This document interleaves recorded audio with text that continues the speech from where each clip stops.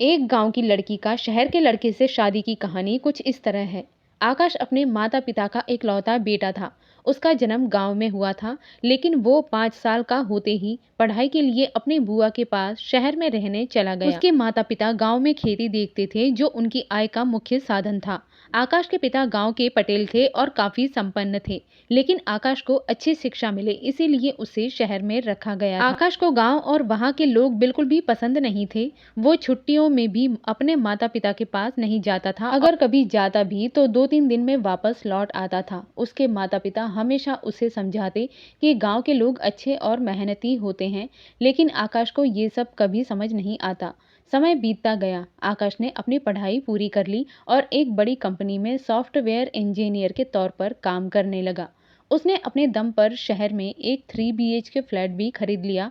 आकाश अपने माता पिता से बार बार कहता कि वो शहर में आकर उसके साथ रहे, लेकिन उनके माता पिता खेती छोड़ने को तैयार नहीं थे। वहीं आकाश गांव में रहना नहीं चाहता था। आकाश के माता पिता ने सोचा कि अब आकाश की नौकरी अच्छी है, घर में किसी चीज की कमी नहीं है और अब उसका शादी करने का समय हो गया है। हालांकि आकाश जल्दी शादी के लिए तैयार नहीं था, लेकिन इसके बावजूद उसके माता पिता ने उसके लिए लड़की देखना शुरू कर दिया था। एक दिन उनके किसी रिश्तेदार ने आकाश के लिए लड़की का प्रस्ताव लाया। आकाश के माता पिता और कुछ रिश्तेदार लड़की को देखने गए। लड़की उन्हें बहुत पसंद आई और वे उसके कुछ फोटो लेकर घर लौटे। अगले दिन उन्होंने आकाश को फोन किया और बताया कि उन्होंने उसके लिए लड़की देखी है, जो उन्हें बहुत पसंद आई है। उन्होंने कहा कि लड़की के फोटो भेज रहे हैं और अगर उसे पसंद आए तो हाँ कर दे। आकाश ने कहा कि वो अभी शादी नहीं करना चाहता और वो भी गांव की लड़की से तो नहीं, लेकिन उसके माता पिता ने उसे बहुत समझाया। थोड़ी देर सोचने के बाद आकाश ने कहा, ठीक है, आपने लड़की देखी है तो मैं फोटो देख लेता हूँ। पिता ने लड़की का फोटो और बायोडेटा आकाश को भेज दिया। जब आकाश ने फोटो देखा तो उसने तुरंत अपने पिता को फोन किया और कहा, लड़की सांवली है पापा। इस पर उसके पिता ने जवाब दिया, तू खुद देख ले, हमें तो लड़की और उसका परिवार दोनों ही पसंद आए हैं। लड़की की शक्ल सूरत भी अच्छी है। पिता के समझाने पर आखिरकार आकाश ने शादी के लिए हाँ कर दी। अगले ही दिन आकाश के पिता ने लड़की वालों को फोन करके शादी के लिए हाँ कर दिया और बैठक बुलवाई। बैठक में शादी की तारीख 2 महीने बाद तय की गई। दिन गुजरते गए और शादी की तारीख नजदीक आ गई। आकाश शादी से 1 हफ्ता पहले छुट्टी लेकर गांव आया, लेकिन उसके चेहरे पर कोई खुशी नहीं थी। शादी से 2 दिन पहले सगाई थी। सगाई के दिन आकाश ने पहली बार साक्षी को देखा और हैरान रह गया। उसने सोचा कि उसके माता पिता ने जो लड़की पसंद की होगी वो मॉडर्न होगी, लेकिन साक्षी सांवली थी और साड़ी, मेकअप और पूरा रूप एकदम गांव की लड़की जैसा था। आकाश को बहुत निराशा हुई। उसके मन में चल रहा था कि उसके माता पिता को लड़की देखने से पहले थोड़ा सोच विचार करना चाहिए था। मैं जो शहर में रहता हूँ, मेरे लिए ऐसी लड़की ढूंढी। ये सोचकर आकाश उदास हो गया। वो सोच रहा था कि अगर उसने पहले लड़की को देखा होता तो शायद शादी के लिए मना कर देता, लेकिन अब शादी से 2 दिन पहले सब कुछ तय था। शादी तोड़ना न सिर्फ मुश्किल था, बल्कि इससे उसके माता पिता की गांव में इज्जत पर भी असर पड़ता। ये सब सोचकर आकाश चुपचाप रहा। देखते ही देखते 2 दिन बीत गए और शादी हो गई। शादी के बाद आकाश ने साक्षी की तरफ देखा भी नहीं और ना ही उससे कोई बात की। साक्षी ने आकाश से बात करने की कोशिश की, लेकिन आकाश उसे टाल देता या उसकी बात का कोई जवाब नहीं देता। आकाश का ये व्यवहार साक्षी को समझ में आ गया। वो बहुत दुखी हो गई। 4-5 दिन बाद आकाश ने अपने पिता से कहा, मेरी छुट्टियां परसों खत्म हो रही हैं, मुझे कल शहर जाना है। इस पर उसके पिता बोले, अब साक्षी को भी अपने साथ ले जाओ। लेकिन आकाश ने कहा, उसे 4-5 दिन के लिए मायके भेज दीजिए, क्योंकि शादी के बाद वो मायके नहीं गई हैं। मैं अगले हफ्ते आऊंगा तो उसे अपने साथ शहर ले जाऊंगा। पिता ने कहा, ठीक है, अगले हफ्ते उसे ले जाना। लेकिन 1 हफ्ता बीत गया और आकाश ने ना तो साक्षी को फोन किया और ना ही उसके बारे में अपने माता पिता से कोई बात की। साक्षी को अब ससुराल में आए हुए 10 दिन हो चुके थे, लेकिन आकाश ना उसे लेने आया और ना ही उसका कोई फोन आया। आकाश के पिता ने उसे फोन करके कहा, अब तो साक्षी को शहर ले जाओ। इस पर आकाश ने कहा, मुझे ऑफिस के काम से शहर के बाहर जाना है, जब लौटूंगा तब उसे ले जाऊंगा। साक्षी का मन बहुत दुखी था। उसने आकाश को फोन करने की कोशिश की, लेकिन आकाश ने उसका फोन नहीं उठाया। और जब गलती से फ़ोन उठाता तो कहता मैं अभी बिज़ी हूँ, बाद में बात करूँगा, और फ़ोन रख देता। जब जब आकाश के पिता उसे साक्षी को शहर ले जाने के लिए कहते तो वो हर बार कोई ना कोई बहाना बना देता। इस तरह 1 महीना गुजर गया। अब आकाश के पिता को भी समझ में आने लगा था कि आकाश साक्षी को अपने साथ शहर नहीं ले जाना चाहता। आखिरकार साक्षी ने खुद अपने ससुर से पूछा, बाबा, आकाश मुझे अपने साथ क्यों नहीं ले जा रहे? मुझसे कोई गलती हुई है क्या? क्या उन्हें मुझसे कोई परेशानी है? वो मुझसे बात भी नहीं करते और अब तो 1 महीना हो गया है, फिर भी वो मुझे लेने नहीं आए। इस पर उसके ससुर ने उसे समझाने की कोशिश की और कहा कि बहू, ऐसी कोई बात नहीं है, वो बस थोड़ा काम में व्यस्त है। उसने कल ही मुझे फ़ोन किया था और कहा था कि अगले हफ्ते गांव आएगा और तुम्हें अपने साथ शहर ले जाएगा। उन्होंने कुछ झूठ बोलकर साक्षी की परेशानी को समझने की कोशिश की। इसके बाद वे अपने रूम में गए और तुरंत आकाश को फ़ोन लगाया। गुस्से में उन्होंने कहा, तू जल्दी से जल्दी गांव आ और साक्षी को अपने साथ शहर ले जा। अब मुझे कोई बहाना मत बनाना और ना ही मैं कुछ सुनने वाला हूँ। ये कहकर फ़ोन काट दिया। उधर आकाश सोचने लगा, मैं आखिर कब तक और कितने बहाने बनाऊंगा? इससे बेहतर है कि गांव जाकर बाबा से बात कर लूं और साफ साफ कह दूं कि मैं उस गांव की लड़की को अपने साथ शहर नहीं ले जा सकता। 2 दिन बाद आकाश गांव आ गया। शाम को वो खाना खा रहा था। आकाश ने अपनी माँ से कहा, माँ, इतने दिनों बाद ऐसा स्वादिष्ट और गर्मा गर्म खाना खा रहा हूँ। जब वहाँ शहर में था तब साक्षी भी अच्छा खाना बनाती थी, लेकिन अब जब फ्लैट में अकेला हूँ तो ऐसा खाना नहीं मिलता। इस पर उसकी माँ ने कहा, बेटा, अब तो तुझे हर दिन ऐसा गर्मा गर्म और स्वादिष्ट खाना मिलेगा क्योंकि साक्षी अब तुम्हारे साथ शहर जा रही है। आकाश ने तुरंत जवाब दिया, मैं साक्षी को शहर नहीं ले जाऊंगा, मैं उसे अपने साथ नहीं रख सकता। ये सुनकर उसके पिता गुस्से में बोले, क्यों क्यों नहीं ले जा सकता उसे शहर? वजह बताओ। आकाश और उसकी माँ की बातचीत उसके पिता ने सुन ली थी। इसके बाद उन्होंने आकाश से पूछा, तू साक्षी को शहर क्यों नहीं ले जाना चाहता? साफ साफ जवाब दे। आकाश कुछ देर चुप रहा, फिर बोला, बाबा, वो शहर के माहौल में नहीं रह सकती। उसके पिता ने गुस्से में कहा, आवाज नीचे रख। अगर साक्षी ने ये सब सुन लिया तो उसे तो कम से कम सच पता चले। इतना कहकर आकाश कमरे में चला गया। उसके पिता भी उसके पीछे पीछे गए और उसे समझाते हुए बोले, देख आकाश, मैंने तुझे पहले ही कहा था कि गांव आकर साक्षी से मिल ले, लेकिन तू आया नहीं और अब ऐसी बातें कर रहा है। अगर तुझे ऐसा ही करना था तो शादी क्यों की? उसकी जिंदगी के साथ खेल क्यों किया? आकाश बोला, बाबा, मुझे नहीं पता था कि वो इतनी देहाती और गांव वाली होगी। मुझे लगा था कि आपने मेरे लिए कोई मॉडर्न लड़की ढूंढी होगी, वो शहर में नहीं रह पाएगी। इस पर उसके पिता ने कहा, मुझे इन सब बातों का कोई मतलब नहीं। तुम्हें साक्षी को शहर ले जाना ही पड़ेगा, नहीं तो गांव वाले हमें ताने देंगे और वो बेचारी कब तक ऐसे ही यहाँ रहेगी। आकाश ने झुंझलाते हुए कहा, बस बाबा, अब इस पर और बहस मत कीजिए। आकाश ने मन में सोचा कि इस चर्चा का कोई फायदा नहीं, बाबा तो मानने वाले नहीं। उससे बेहतर है कि मैं साक्षी को शहर ले जाता हूँ। वैसे भी जब वो शहर के माहौल को देखेगी तो खुद ही गांव वापस भाग आएगी। इस देहाती और अनाड़ी लड़की को कुछ भी समझ आता है क्या? अगले दिन आकाश साक्षी को अपने साथ शहर ले आया। पूरे रास्ते वो न तो साक्षी से बात करता है और ना ही उसकी तरफ देखता है। जब वे शहर पहुंचे तो रात हो चुकी थी। घर में प्रवेश करते ही साक्षी चारों ओर देखती है। घर बहुत गंदा था, सारा सामान इधर उधर बिखरा हुआ था। साक्षी ने मुंह हाथ धोकर रसोई में जाने का सोचा। जैसे ही वो रसोई में गई, आकाश भी वहां पीछे पीछे आया और बोला, मैं बाहर से खाना मंगवा लेता हूँ, तुम्हें खाना बनाने में बहुत देर हो जाएगी, मुझे सुबह जल्दी उठकर ऑफिस जाना है। साक्षी बोली, नहीं, आपको बाहर से मंगाने की जरूरत नहीं है, मैं गाँव से बना हुआ खाना लाई हूँ, बस उसे गर्म करना है, मैं वही कर रही हूँ। आकाश मन ही मन सोचता है, चलो कम से कम इतनी अकल तो है इस देहाती में। रात का खाना खाने के बाद आकाश बिना कुछ बोले अपने कमरे में चला गया और सो गया। अगले दिन सुबह साक्षी जल्दी उठ गई। उसने दूध वाले से दूध लिया और रसोई में जाकर चाय और नाश्ता बनाया। उधर आकाश ऑफिस जाने के लिए तैयार हो रहा था, लेकिन वो बिना चाय नाश्ता किए और बिना टिफिन लिए ही ऑफिस चला गया। उसने साक्षी से एक शब्द भी नहीं कहा। शाम को जब वो ऑफिस से वापस आया तो तेज बारिश हो रही थी। आकाश पूरी तरह से भीग चुका था। जैसे ही वो घर में दाखिल हुआ, साक्षी ने तुरंत उसको तौलिया दिया, गर्म पानी हाथ पैर धोने के लिए रखा और उसके गीले कपड़े बदलने के लिए तैयार किए। इसके बाद उसने आकाश को गर्म चाय दी और मुस्कुराकर पूछा, आज का दिन कैसा था? आकाश उसकी और बिना देखे सिर्फ इतना बोला, ठीक था। फिर चुपचाप खाना खाया और सोने चला गया। साक्षी को आकाश का ये व्यवहार बहुत खटक रहा था, लेकिन उसने खुद को समझाया, थोड़ा समय लगेगा पर सब ठीक हो जाएगा। अगले दिन जब आकाश ऑफिस जाने लगा, साक्षी ने उसे लंच का टिफिन दिया। आकाश ने मन नहीं होने के बावजूद टिफिन ले लिया और ऑफिस चला गया।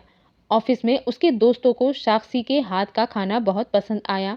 उसके दोस्त पूछने लगे, कब मिलवा रहा है अपनी पत्नी से, हमारी भाभी से मिलवाना। आकाश मन ही मन सोचने लगा, मैं उस देहाती को उनसे कैसे मिलवाऊं, ये सब मुझ पर हंसेंगे और फिर चिढ़ाएंगे। तभी एक दोस्त ने दोबारा पूछा, अरे कुछ तो बोल, कब मुलाकात करवाएगा। आकाश ने जवाब दिया, जल्दी ही मिलवा दूंगा, और अपने काम में लग गया।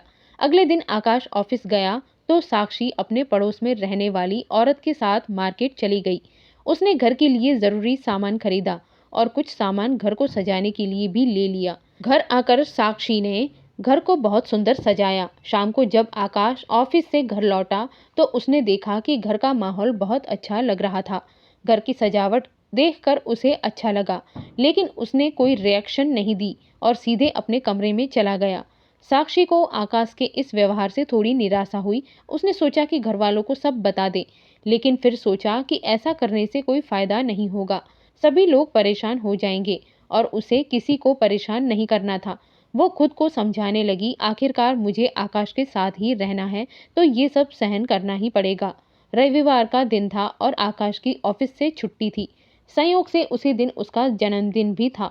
सुबह जब उठा तो साक्षी ने मुस्कुराते हुए उसे हैप्पी बर्थडे कहा। आकाश ने बिना किसी खास प्रतिक्रिया के सिर्फ थैंक्स कहा और अखबार पढ़ने में लग गया। साक्षी ने सोचा, हम दोनों के बीच बात नहीं होती तो क्या हुआ, मेरे पति का जन्मदिन है, इसीलिए मैं इसे खास बनाऊंगी। उसने खाने के साथ खीर और गुलाब जामुन भी बनाए। आकाश अपने ऑफिस के दोस्तों को किसी रेस्टोरेंट में पार्टी देने का सोच रहा था। उसने फोन उठाकर दोस्तों को इनवाइट करने का मन बनाया, लेकिन जैसे ही वो फोन मिलाने वाला था, दरवाजे की घंटी बजी। आकाश ने दरवाजा खोला तो देखा कि उसके सारे दोस्त और सहकर्मी सरप्राइज चिल्लाते हुए अंदर आ गए। वे केक लेकर आए थे और बहुत एक्साइटेड थे। आकाश के दोस्तों में कुछ कुंवारे लड़के लड़कियां भी थे और विदेशी महिला दोस्त भी थी, और कुछ शादीशुदा दोस्त अपनी पत्नियों के साथ आए थे। उनके साथ आई पत्नियां बहुत ही पढ़ी लिखी और मॉडर्न लग रही थी। आकाश को बहुत टेंशन हो रही थी। वो मन ही मन सोचने लगा, ये सब घर क्यों आ गए, अब साक्षी को देखकर सब क्या सोचेंगे। अब मुझे इन सभी लोगों से उस गांव की अनपढ़ साक्षी का परिचय कराना ही पड़ेगा। उसके दोस्त उसे देखकर कहते हैं, क्या हुआ आकाश, सरप्राइज पसंद नहीं आया क्या। आकाश कहता है, अरे नहीं, ऐसी बात नहीं है, मुझे तो ये बिल्कुल उम्मीद नहीं थी कि तुम सब इस तरह आओगे और मुझे सरप्राइज दोगे। सभी उसे बर्थडे विश करते हैं। तभी उनमें से एक दोस्त कहता है, अरे आकाश, घर कितना साफ सुथरा और खूबसूरती से सजाया हुआ है, भाभी के आने से तो घर का पूरा रंग रूप ही बदल गया, नहीं तो पिछली बार जब हम आए थे तब घर देखने लायक भी नहीं था। ये सुनकर सभी जोर से हंसने लगते हैं।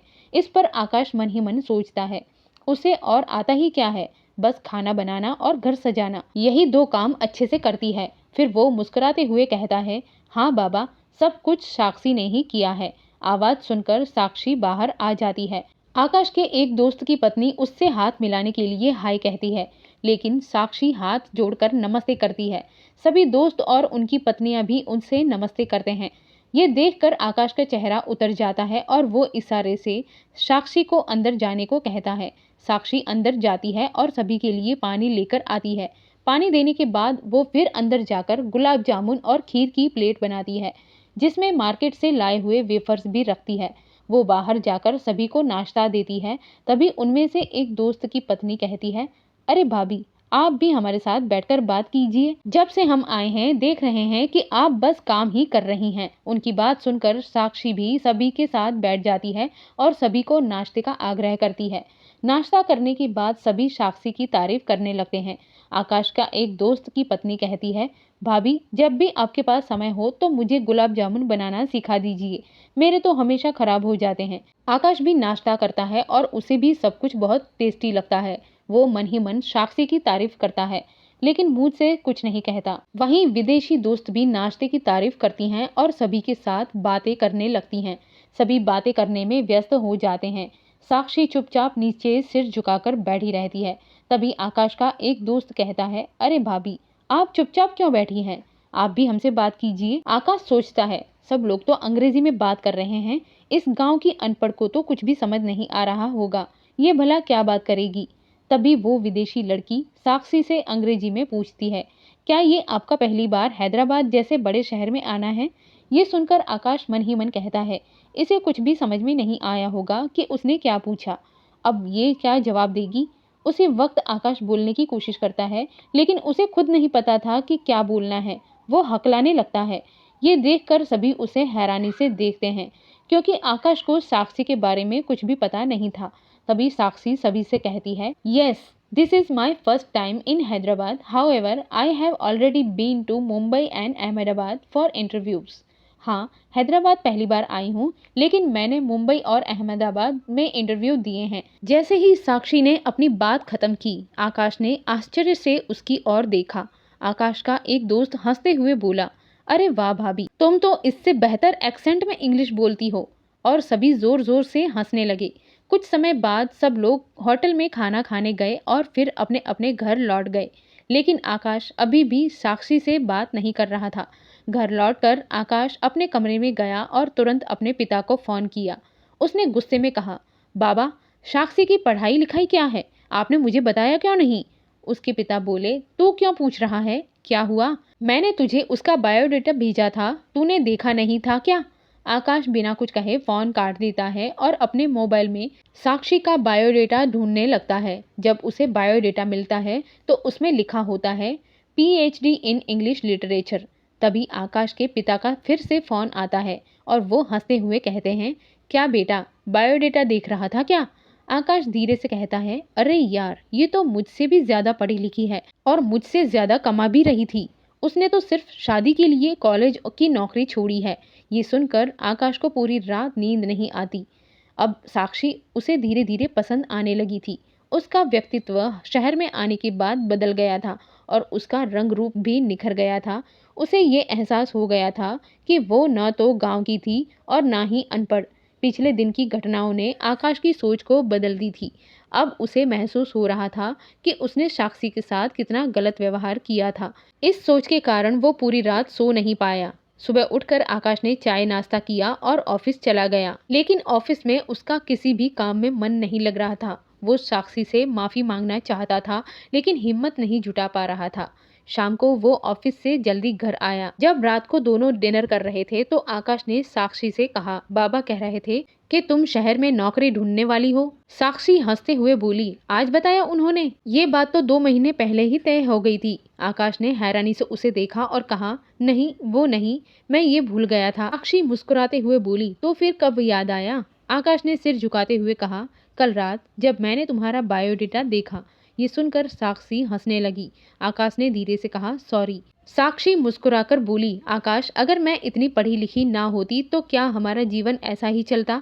आकाश ने ईमानदारी से जवाब दिया, नहीं, मैं धीरे धीरे बदलने की कोशिश कर रहा था, बस मुझे समय लग रहा था। तुम्हारे बारे में सब कुछ जानने के बाद मुझे एहसास हुआ कि मैं गलत था। अब मुझे तुम धीरे धीरे पसंद आने लगी हो।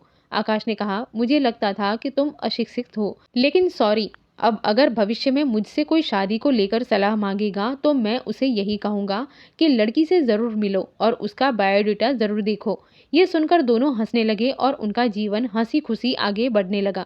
दोस्तों, अगर आपको ये कहानी पसंद आई हो तो वीडियो को लाइक करें, चैनल को सब्सक्राइब करें और बेल आइकन को ऑल पर सेट करें ताकि अगला वीडियो आपको तुरंत मिल सके। धन्यवाद।